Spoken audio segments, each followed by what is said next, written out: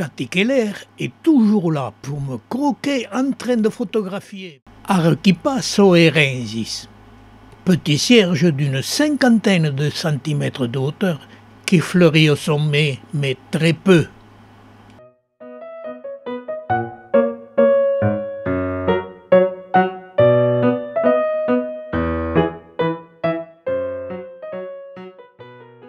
Mammillaria inai, espèce qui commence à fleurir au mois de juillet jusqu'en automne. Et elle aime le plein soleil pour une floraison abondante.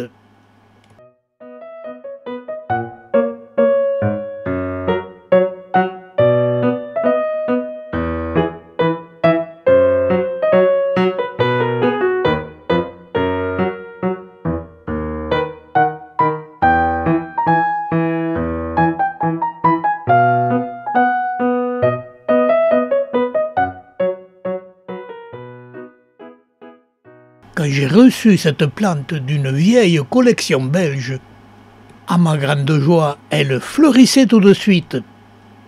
Et j'ai pu récolter des graines car les fruits ont la particularité de se développer et de mûrir à l'intérieur de la plante.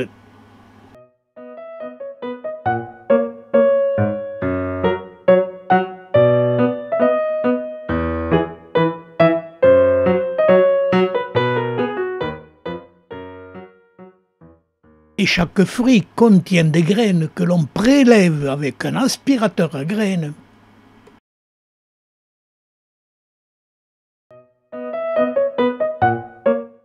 Si j'ai récolté des graines, j'ai récolté aussi une plante envahie par l'araignée rouge.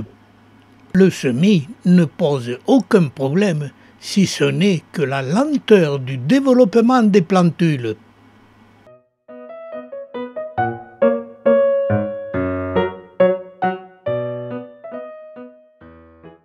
Et par la suite, j'ai greffé ces plantules.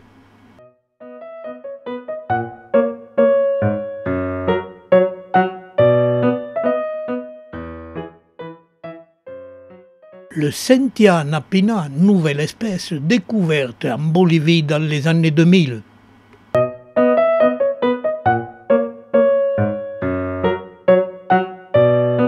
Je l'ai greffé et je sectionnais son sommet pour l'obliger à émettre des rejets.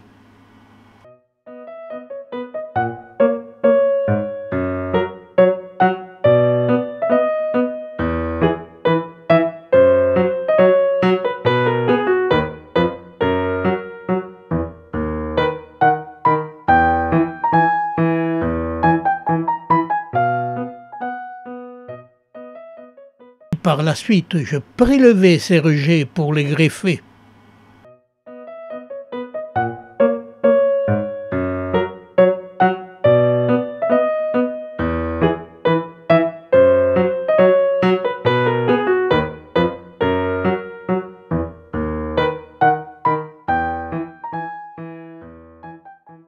Et quelques années plus tard, j'obtenais les premières floraisons sur cette espèce.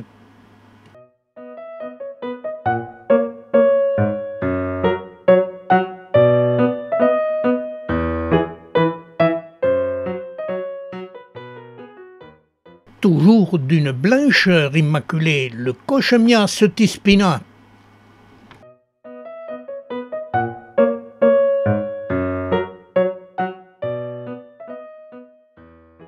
La floraison aux pétales recourbés ont la luminosité de la porcelaine.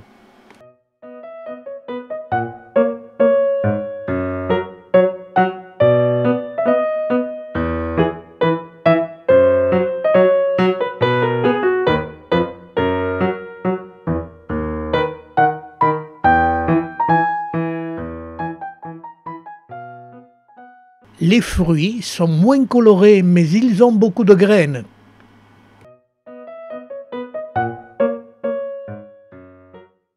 Je recevais d'Angleterre 3 graines du tricocolon var nova, où les fleurs ont les pétales sombres à leur pointe. Cette espèce d'Asclepiadacées est de culture délicate sur ses propres racines. Mais elles fleurissent à leur sommet abondamment tout l'été.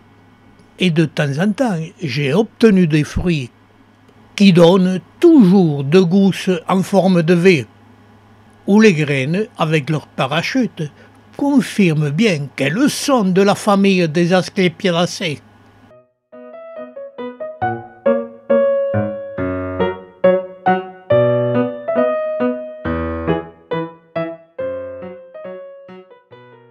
Voici une espèce très florifère, l'Eilostera nixida.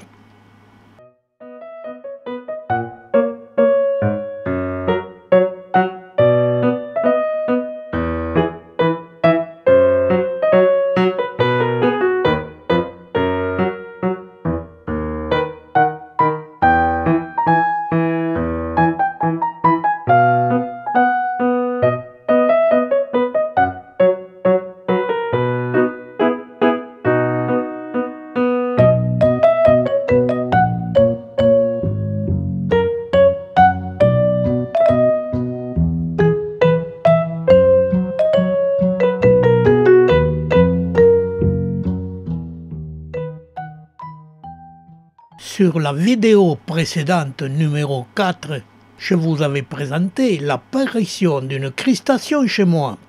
La voici 2 ans après.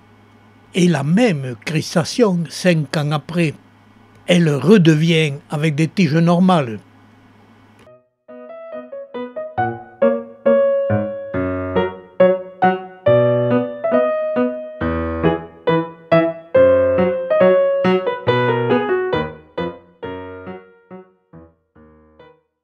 De la famille des Apocynaceae, voici le Hoya carnosa, plante sans problème de culture fleurissant abondamment, dont la floraison se présente en bouquet, que ce soit les boutons ou les fleurs.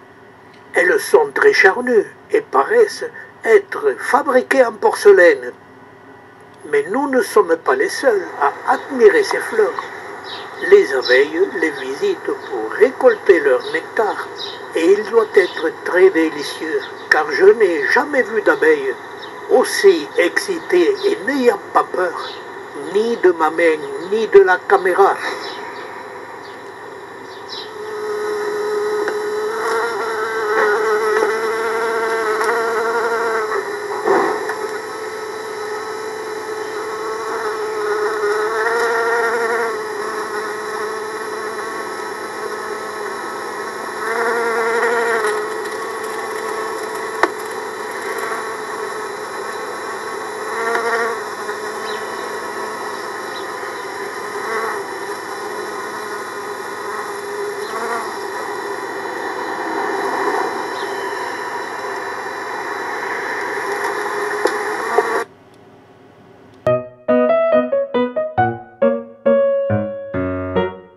Qui fait la véracité de ces images.